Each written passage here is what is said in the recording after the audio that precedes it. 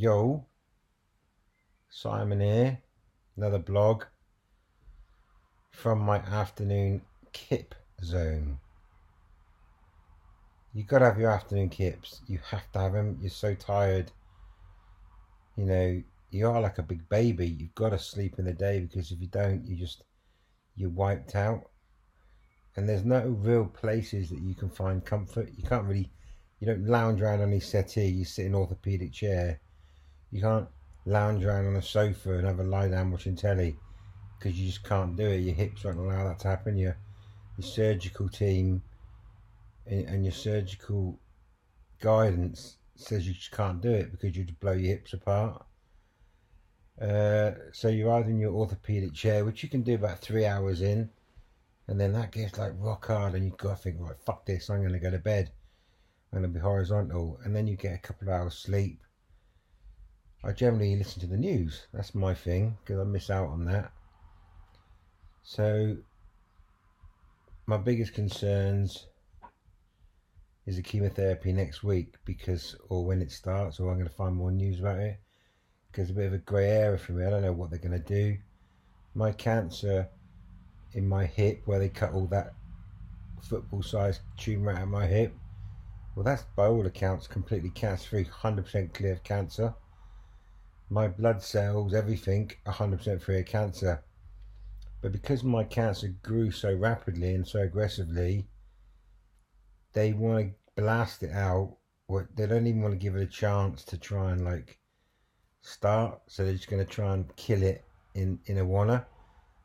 Now, I don't know whether I'm going to do a 12-month course, a 6-week course, or a tablet course, or a PIP line course, or IV course for however long, but it's going to be in Bristol. I'll find out next week. I'm actually getting up feeling better every single morning. You gain your strength comes back into it. You can feel it flooding into your body. It's really hard to, it's hard to describe, really, because it is like you feel energized. Don't get me wrong, that doesn't mean I can go run around. That means all I mean is I can do is I can lift my knee from when I'm sitting down. I can raise it flat. So imagine sitting on a chair and you can lift your knee up. I can do that 5 times. Mate, that's a big deal.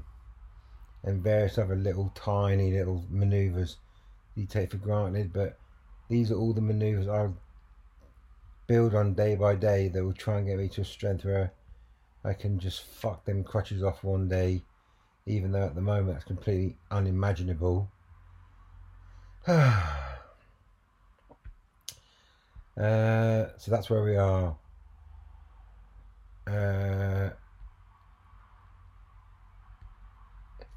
Let me think anything else I would tell you. Oh yeah, paperwork. Because neither myself or Jayne are working anymore. Somebody said to me, "Oh, how are you going to survive?" But the simple fact is you have to adapt. And me and Jayne have worked hard all our lives, and I've realised material things don't mean shit to me anymore. So we've got a lovely house, but that's going to have to go. And it is going. We're trying to decorate as much as we can to get it ready to go on the market. Our lovely M3 BMW, boom, gone. That's gone. That's being sold.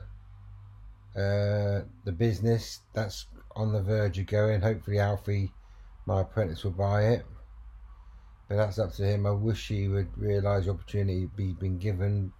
But that's up to him in life. Then there's all the paperwork that you have to fill out, which is incredible. You see these people running around that you think, there ain't fuck all wrong with them. What are they doing? How come they've got a mobility car? How come they're getting this paid? How come? And you think, these forms are so complicated. I'm not stupid, but these are things that, you're entitled to. Oh man, they are so difficult to do. I've been sat there for hours trying to work the forms out, because we need every bit of help we can. When all of a sudden you don't have an income coming in, need of you, some people say, oh, I don't give a fuck about it, you know, don't feel sorry for Si and Jayne because they've done well and this, that and the other. But we're all just normal people at the end of the day. I'm not a millionaire. I don't live, you know, maybe I live a bit beyond my means, but at the end of the day, I haven't got hundreds and hundreds of pounds stashed away, thousands of pounds. We just live our lives every single week to have a good life we can.